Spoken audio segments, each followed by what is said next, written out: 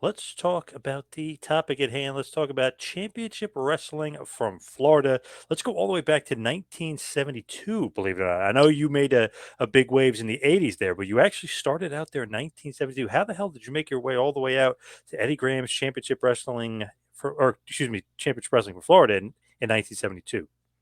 I had told you I started in Montreal at when there was two territories back then in Montreal, two companies rather. It was the Rougeos, one company, and Mad Dog had the other company. But there was a his name was for Pat Gerard. He wrestled as Pat Curry in Europe and in Canada. He was in when he was in England. He had a Rolls Royce take him to his events.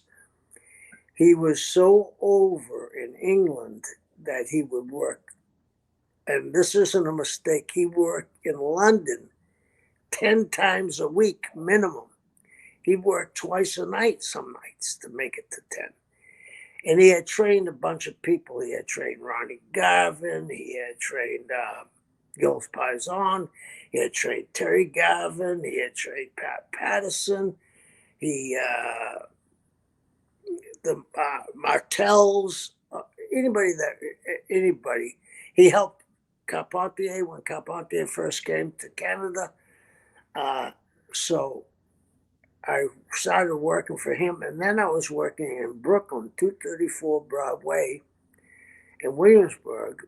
Upstairs, I was the only angle in the gym at the time. And what happened was Ramon Perez was going down to West Virginia when West Virginia was a territory. When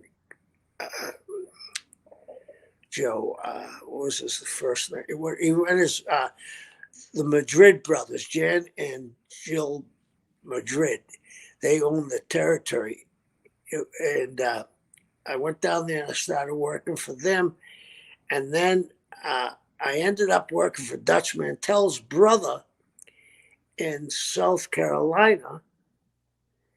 They had TV there, a local TV. And then from there, I ended up going to Florida. One of the guys that worked Florida, Johnny Heidelberg, called and got me booked, and I ended up going to Florida. It was fluky how I got there.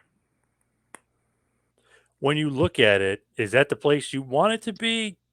Like, did you think that it would fit you well? Like, what did you think when you got there? Well, I was brand new. I was hoping. Just, I didn't care where they put me. They could have put me on Ragnar, Tibet. I was going to go. I wanted to be in the wrestling business, and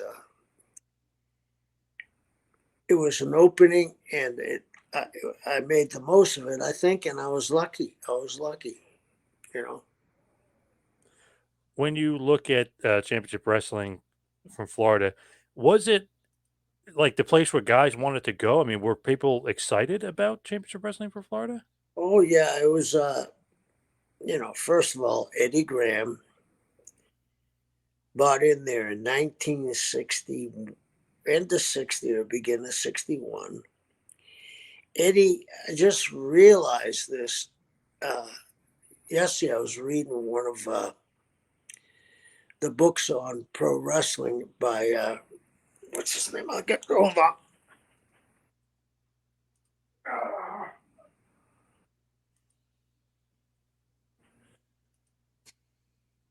Kevin's getting the book.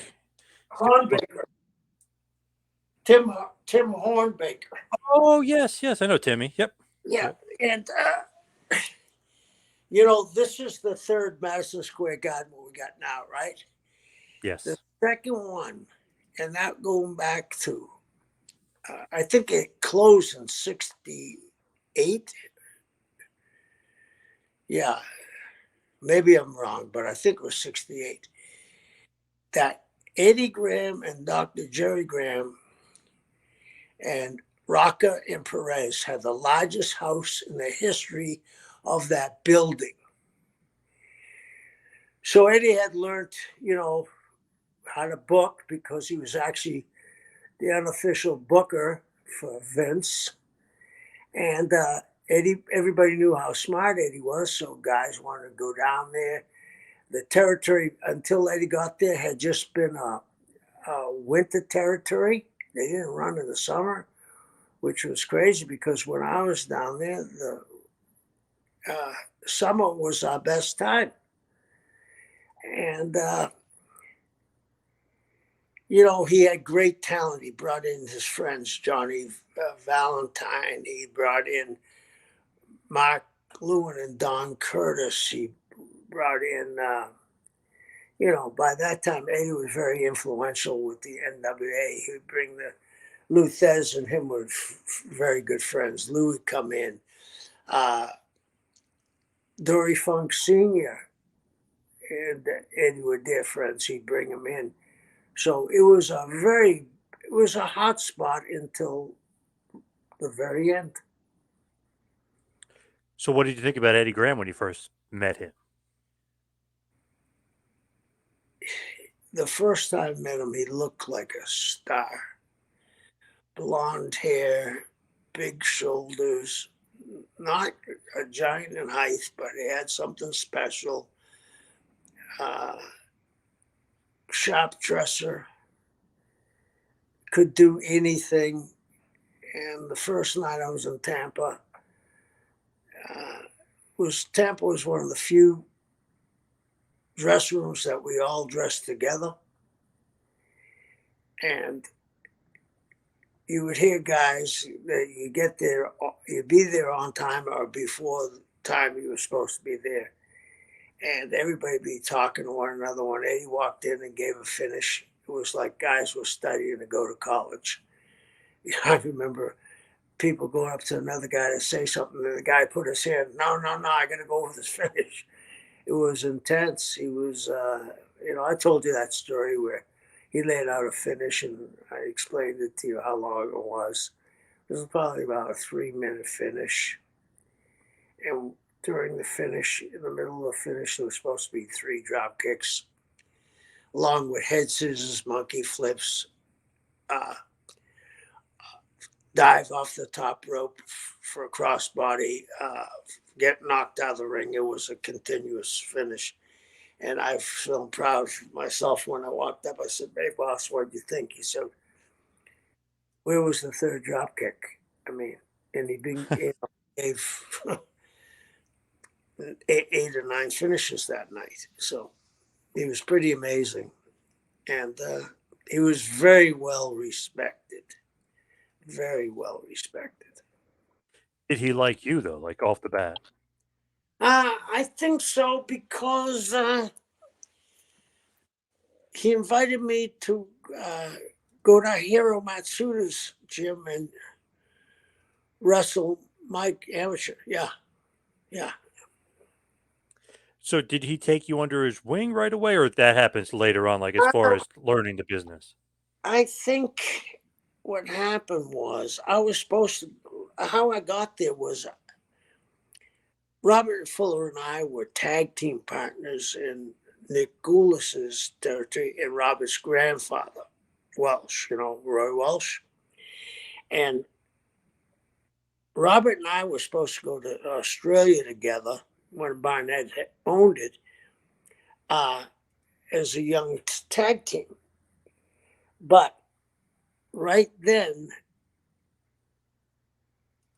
Jim, I believe, sold it to Tony Kalani. No, what happened was, I get it now. Robert and I were supposed to go to Australia because his father was. You were saying move Australia and then flying? Yeah, we were supposed to go to Australia. And Jim ended up buying part of Florida. So his father and Eddie didn't go to Australia. They went for a short period, and they saw that it wasn't going to work. So they redirected me to Robert to Florida. And when I got down there, uh, Eddie watched me work, and I guess, pretty solid for being so green. And Mike had just started, and Mike and I were the same size, just about. Mike had been a powerlifter. I had been powerlifting. So Eddie, I think he was going to do what he wanted, but I think he went to Robert's father, Buddy, and said, "Hey, why don't we put Ronald and Robert together and Kevin and Mike together? Maybe we can get two babyface teams over rather than one." So that's what happened. So when you start really, wrestling down there and you're working for Championship Wrestling for Florida, who are some of the guys when you first started that you working with? I know Buddy Colt is down there, and I think Right. even Sputnik Monroe is down there, but who are some of the guys that you were working with? Uh, Paul Jones, number one, Paul Jones. They did Bob Roop was there. He had just come off the Olympics, prior. What was it? What Olympics was Bob in the 68? I think so, yeah, right? It was 19 Mexico City. Yep. Yeah, so he was just coming out of the Olympics, and Bob was in fabulous shape there. Malenko had turned babyface, a couple of years prior to that. So he was, a homesteader, they used to call him. He had his house there, and he was, you know, once you buy a house, they used to get very nervous that you could run into somebody that had some money and maybe run opposition. But, and we had Dickie Slater, Austin Idol, great group of guys that came out of there. Uh, Idol, Slater, Paul Orndorff, Ricky Steamboat, who ended up going to Vern. But I think I mentioned this. You know, Ricky Steamboat, when he was a sophomore in high school, got to the finals state wrestling tournament in Florida. He lost uh, to a senior. That senior was Mike Graham. Wow, I think you mentioned it before. Yeah, that's pretty crazy. Yeah. Yeah, Yep. yeah. So they, the group of young men they put out, and got in the wrestling business was, I think, just about as good as anyway. Hey, they got Hogan in the business, right? Right. Would Yep. after they broke his leg or ankle, Yep. you know. So yeah, I mean, Eddie had donated, I think it was $50,000 to put a amateur wrestling room at the University of Tampa. Until that time, they had just, pull mats. Eddie had designed a room. He gave scholarships, and not just for University of Tampa. He would have the United States Championship, Amateur Wrestling Championship, were in Florida because of Eddie. Eddie paid for everything. So he had a very, very high profile in Florida doing great things for people. When you look at Mike Graham, what was your relationship with Mike? 'Cause I know they put you guys as a tag team. You win the tag titles together very early on. What was the relationship like with Mike? Did you guys hit it off right away? Yeah, yeah. Mike really helped me a lot. I mean, I do things now that had never done really. First time was with Mike, like diving, and Eddie used to take me and Mike fishing all through the Caribbean, and uh, I had never dove in Boston. You know what I mean? Too cold, but I learned to dive there. Got my scuba license. Just it was like, when the the Wizard of Oz, when it goes from black and white to color. Yep. That's what it was like when I got to Florida after leaving Boston. You know what I mean? Yeah. I didn't leave Boston because Manor burnt down and we lost all our horses. You know what I mean? So it was quite eye opening. You know, I mean, getting there. I got there in January too, and you get there and you look around and you're flying in and you see all these swimming pools and the sun and the coconut trees. So it was a really a wonderful experience first time I went to Florida. I guess I'll always have a very, very soft spot for Florida. I really like Florida. When you left and kinda came back, like, why do you leave? Why do you come back? Is that one of those things where it's, like, typical territory stuff? "Hey, I'm Yeah. gonna work there in 72, 73, 74, but then I'm gonna leave for a while and then come back and basically maybe a little bit of 75, but really you come back in 77." Is that one of the things where it's just typical territory wrestling? You just leave the territory and come back and kind of, get rejuvenated, if you will?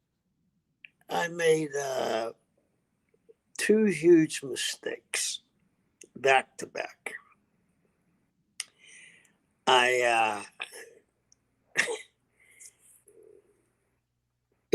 I had the 2 year run there. And, that was a territory where every night was the same. Monday was West Palm, Tuesday was Tampa, off Fort Myers. Wednesday was Miami, Thursday was Jacksonville, Friday was Fort Lauderdale or Tallahassee, both small towns. And then Saturday was either Daytona, St. Pete, Lakeland, or Sarasota.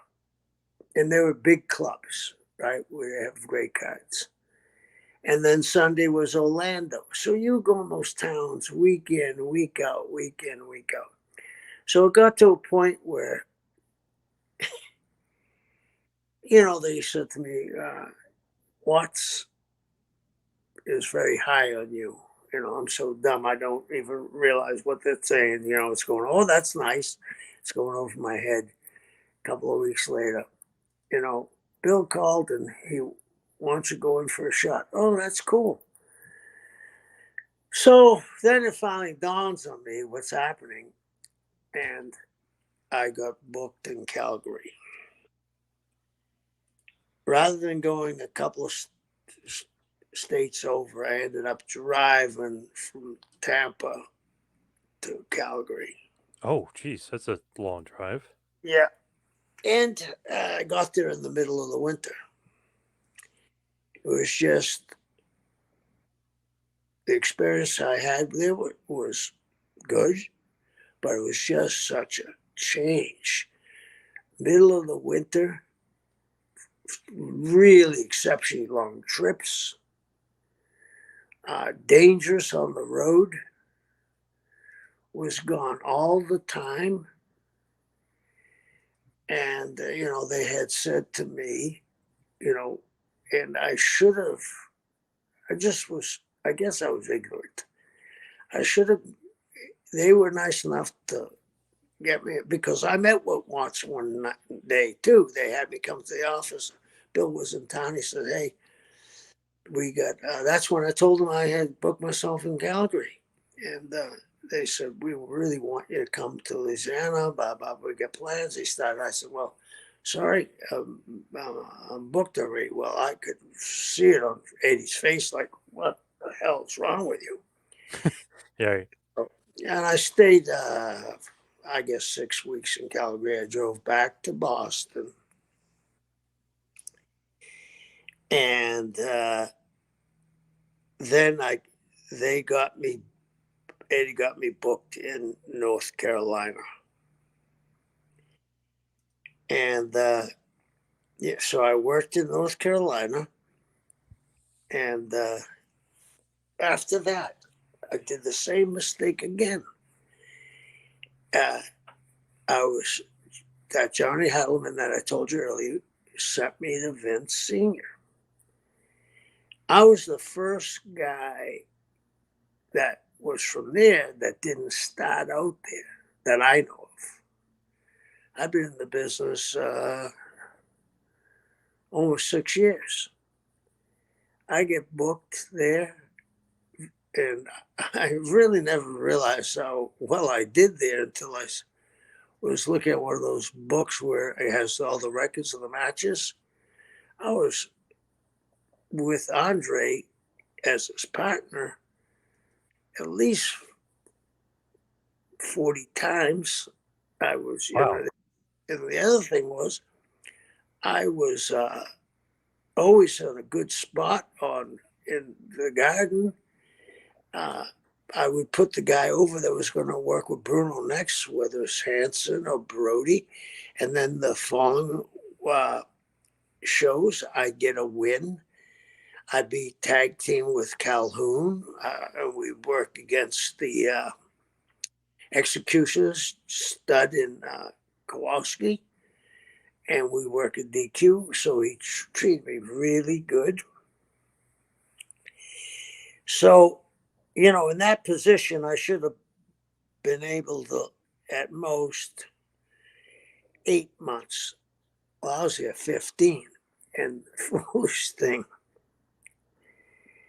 I was at TV, and Senior came up to me and said, Kevin, you've really done a great job here. I appreciate it. I said, well, I appreciate it.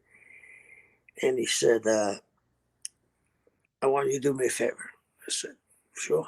He said, you need to find a place to go, but I don't care if it takes you another 6, 8 months. He said, you're always welcome here, but I don't want to start having to beat you. Yeah, he said, I want to make it easy for you to come back here. So Hmm. I thought, okay. I go at night and call Mike. I don't want to be a burden, you know what I mean? I don't want to have to see him and him say, you got a place yet, right? Yep. So I call Mike. Mike says, let me look at the book. And he said, I'll call you back in an hour. Called me back in an hour and said, yeah. He said, we're going to, and Slater at the time, Dickie had been a heel babyface.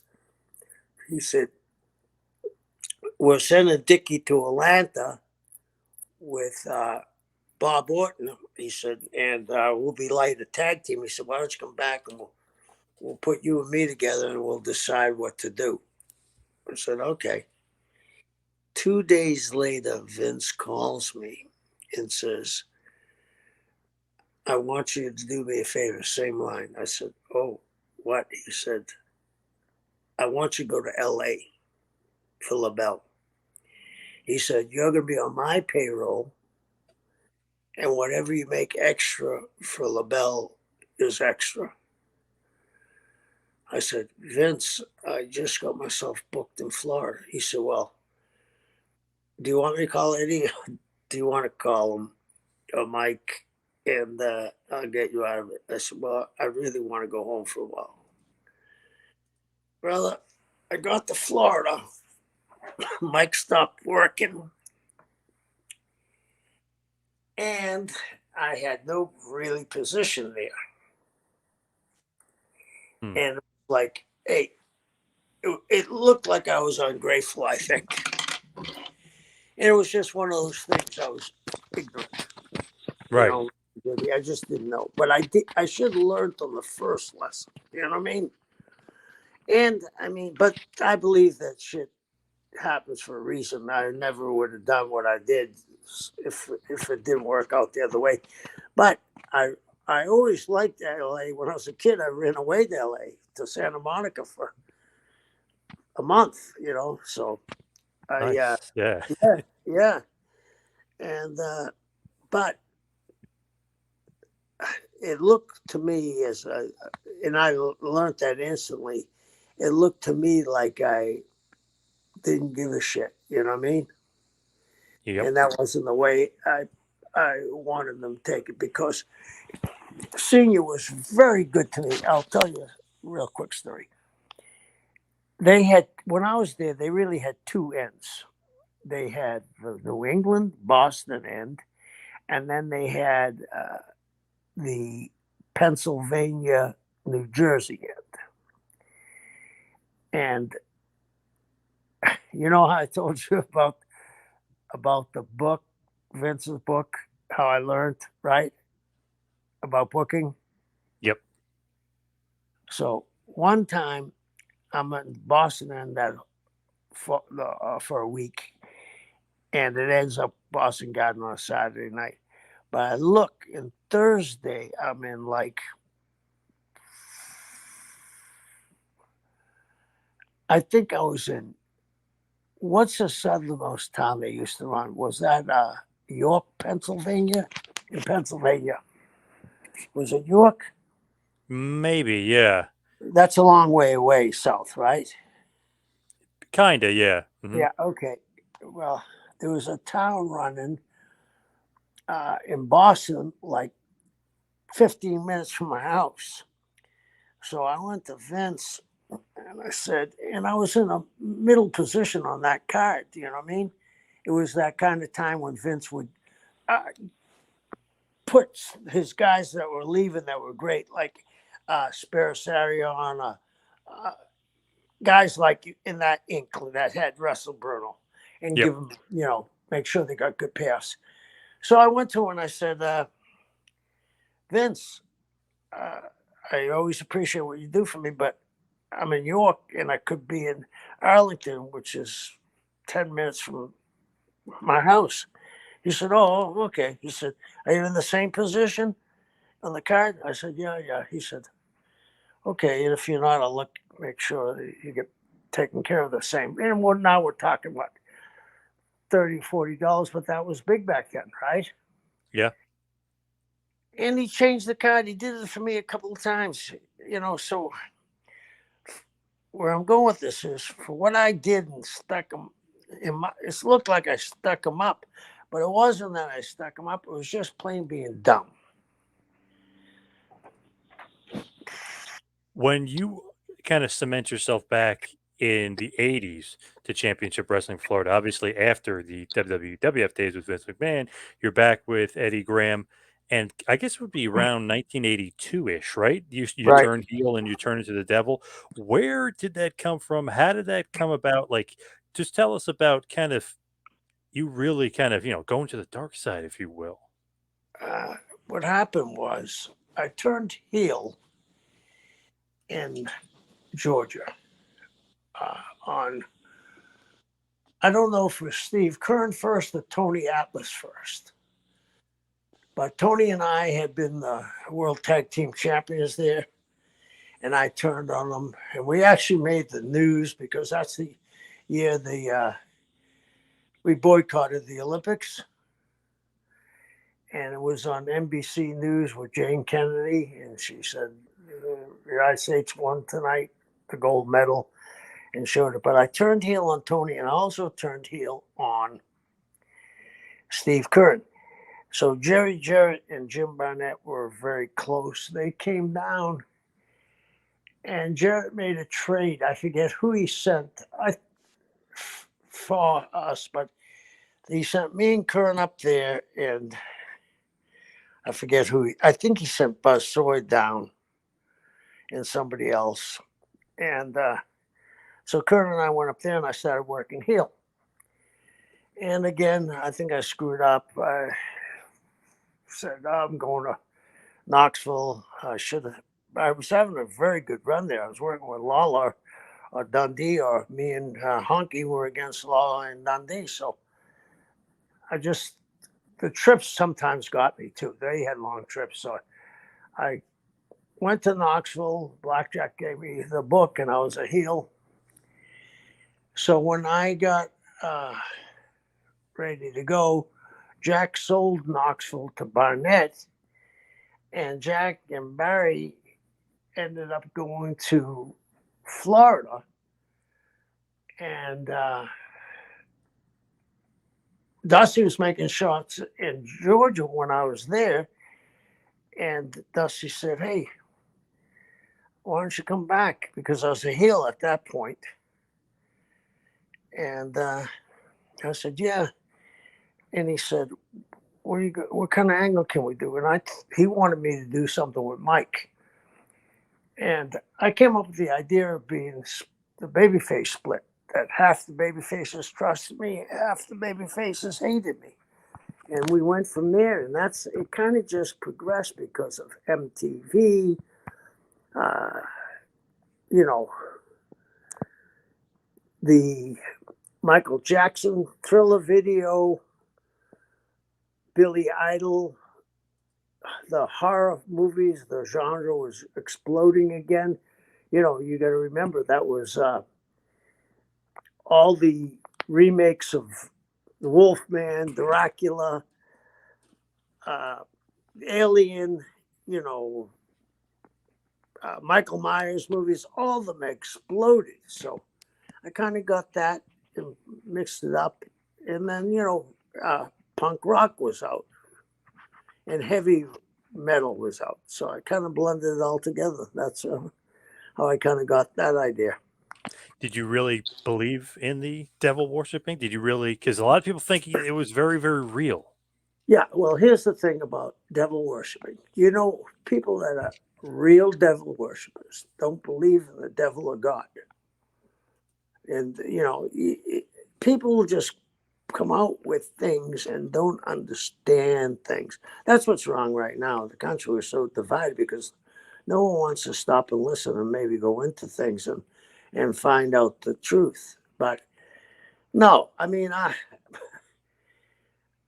my my my cousin, who's like our brother, is a priest, and he used to love the angle. He said because eventually God wins. And he said I like the angle, Hmm. and yeah, I mean, and I never used the word devil. I was using the word of Buddha Dean, Yeah, yeah. who happens to be a fertility god for the Hindus, and I was talking about things that most people don't understand. I mean, I have some pet peeves when people don't know where places are. It drives me crazy. I guess because I love geography and history, and they don't know who conquered who. You know, like Sicily. I loved when I went there because I didn't realize how many people conquered Sicily. Even the Irish conquered Sicily, and they were real barbarians. I didn't realize they had a feudal navy, and so I like to find out about places. But I'd like to have some knowledge, and I don't want to spout out things that I don't know anything about. And I think that's where I had hit it on that, where he's devilish. He's talking to the devil, a Buddha Dean, and the inside jokes on them. You know what I mean? And then it Yeah. was things where I used to do with an MVP brought this up to me when he was a kid. He used to, you know, he's from Florida, and he's doing a magnificent job. Kudos to him. But his father was a Mason, and Gordon was a Mason. They have the ring, and I'd always say, I'd let words escape like they're always working. It will never be finished. You're a wise man from the East. And MVP told me he would understand some of his father's writings because he's a Mason. And he said he thought I was really, really bizarre and that I was in some kind of Illuminati. He didn't think devil worship, but he thought some kind of Illuminati because I knew about the East. It's funny, like if you look at the Prince of Darkness and doing that stuff, a Yeah, lot of people thought that you were highly invested in like being like that because they said they'd see around town like that, and like this guy's really nuts, this guy's really crazy. So as far as like you being small in stature, as far as height wise, it didn't work as far as people not being intimidated by you. They still were scared of you because they thought the Prince of Darkness was real. Yeah, and the other thing is, I thought that was something that I had to really convince myself that if I didn't stay in script like MJF is now, Yep. and kudos to him, uh, that I'm talking about this weird stuff. My face is painted. I got bones around my neck.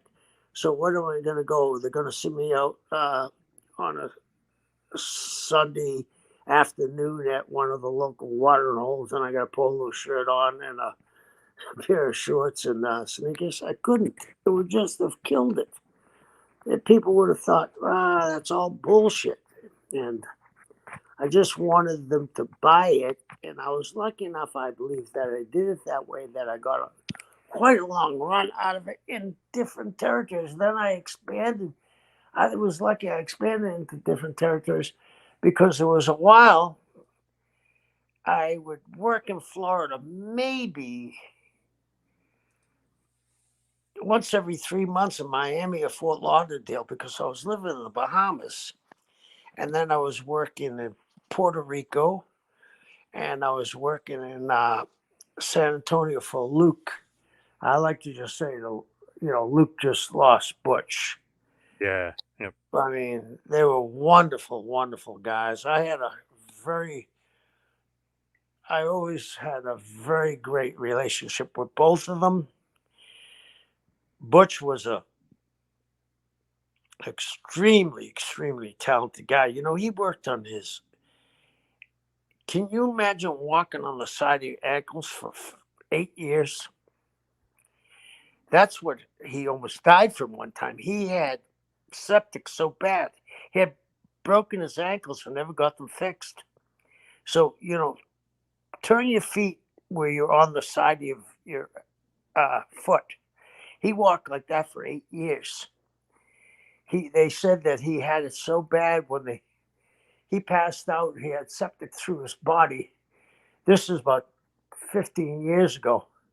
That when they cut it open, it was like crazy glue came out and it stunk. They were a tough, tough guy, but wonderful. But I was working for them, Southwest, Puerto Rico, and Savoli. So because of that gimmick, got me a chance to expand and go different places. And not only that, I mean, you basically created an army of darkness. You had the Prince of Yeah. Darkness was yourself, but you had the army of darkness. You had Mark Lewin, who was the Purple Haze, Mike Davis, Bob Roop, Locke. You had Luna Vachon. You eventually had the Fallen Angel, who was Woman. I mean, you guys obviously had big time feuds with Barry Windham, Blackjack Mulligan, and Dusty Rhodes. Of course, would be the end all be all would be the big feud. But man, you created a faction there, and it's funny that everybody was scared shitless of all these guys. Yeah. And we had Curtis too, King Curtis, my fave. So we did well. I mean, and we had great baby faces to work with. I think the only guy that ever turned on us was superstar Billy Graham. And here we're wrestling superstar Billy Graham. You know what I mean? He did those great promos. Did you ever see them? Where they were just still shots. He went in the desert and he voiced over them. Yeah, yeah, yep. Yeah, he was great. Superstar. And, like you said about the difference in size, when we did this angle, I was wondering because Billy had come back from just about from the dead. Now he looks like the old superstar, the WWF champion. I'm thinking, wow, the people going to buy this. After we did the angle, the first time we went back to was Lakeland, and we did great business. And Billy sold for me like a king, and I had a great run with Billy. And I thought, I had been in New York when he was the champion. And I'm saying to myself, wow, how time changes your life. You know what I mean? I was, just starting really in New York, and I had been, in I guess, in the middle of the card, and he was the champion. Now I'm getting to work with him. It was great. That is amazing too, being able to work with not only Dusty but superstar Billy Graham as well. And I know we'll talk more about Dusty on a future episode, just separately, Dusty and the feud and everything. Because I don't want to get too into it with him, because then we'd be talking forever about Dusty. Right. But it's one of the things. Is that the biggest feud you had in Florida? Because Dusty was the most over guy in Florida, obviously a god of wrestling. You think that was the tippy top for you? I know NWA Florida champion is big, but the feud with Dusty probably was the tops for you in the territory, right? Oh, yeah, and then we had so many angles that worked so good that they just were home runs. And it was because of Dusty. You know, maybe I get 20% credit, but it was Dusty, the way he sold, the way he made it, did interviews, bringing Blackjack or Barry in at the right situation, or bringing Andre in. Super Slaughter Sunday was right after the Super Bowl. You know what I mean? They brought Dusty and Andre against me and Dusty. I mean, me and Mark against Dusty and the Giants. You know what I mean? It was like they advertised it Super Slaughter Sunday like we were going to get killed. Dusty was a genius. When you look at the territory, is that your favorite place you ever worked? Here's the thing. Yes, but one of the places nobody ever talks about where I worked was I probably drew bigger money than I even did in Florida when I was in San Francisco. I had the unenviable task of following Ray Stevens and Pat Patterson. But Bob Roop and I did this angle with my father, my legit father, and Roop's shoulder broke my father in the Car Palace. And you know who Dr. Mike Dano is? The Doesn't dentist. sound that familiar. Okay, he was just, I saw him at these conventions. Yeah, he's from San Francisco, and he reminded me. We were drawing 12 to 14,000 people, me and Roop, and we had a great card underneath it. But I had a wonderful time there. I actually went back to college while I was wrestling because the trips were so short. I only took 2 classes, but it was good. I went back to college, and it was a beautiful place to live back then, San Francisco. I lived in Fremont, which is about 30 miles outside of San Francisco, but I'd go into the city and the fabulous restaurants, and I really like San Francisco. When you look back at Championship Wrestling in Florida, what's kind of the legacy? Because I know obviously Eddie's death played a huge role. I mean, he kills himself, and you think that's kind of just you got to tie that into the legacy of Florida, right? Of the territory. Yeah, it was like a pall came over the state of Florida. I mean, it was it ended up, like it was like that song about Camelot. It was so perfect, and then it just felt horrible ashes, horrible ashes. It was a tough, tough thing. When that Yeah, happened, that's basically the beginning of the end, right? it was the end. It was the end. And I, about 4 months ago, 5 months ago, I saw Mike's daughter, and I was there when she was born. She was just a little cute little kid. Her name is Nicole. Well, her grandfather, her father, her brother, her great grandfather, and her uncle all killed themselves. Oh my God. So let's start again. It's the great grandfather, Eddie's dad, Eddie, Mike, Stephen, the brother. Then Eddie's brother just in the last couple of years killed himself. He had cancer, which might have been the problem, but I said to Steve Kerr when I was talking to him about this, can you imagine how uneasy it must be for Nicole, who's Mike's daughter, when she leaves the room for her child? I mean, that could play in your head, right? If your mother ever gets depressed and you look at what happened in your family, I mean, that's so far from a normal routine. The great grandfather, grandfather, father, son, uncle, that's five. Crazy. Yeah. It's Yeah, nuts. yeah, I've heard it could be like a gene, which I've never heard before, but I heard somebody, I think maybe it was Conan was saying that it's a gene within the family, but I don't know. Very weird that it happened that often. yeah. I've read that, uh, Gene. Uh, and then I also read that they have a theory now that, like, if you get your head really damaged, that you have a tendency for your whole personality to change. You maybe have enough personality, but then when you hit your head really bad, you get like a change of personalities. They said that's Roseanne Barr. It was in a horrific car accident, change of personality. Uh, Meatloaf. Think about this one. He was he was a track star, right? But he threw the shot put and javelin and the field stuff. Someone threw a shot put like 35 feet practicing, and he was running around. It hit him in the head. It almost killed him. And his personality supposedly changed. But, you know, uh, the football players from the trauma of the head, there's a lot of them that commit suicide. So hey, life's tough. And, shit happens that makes it tougher.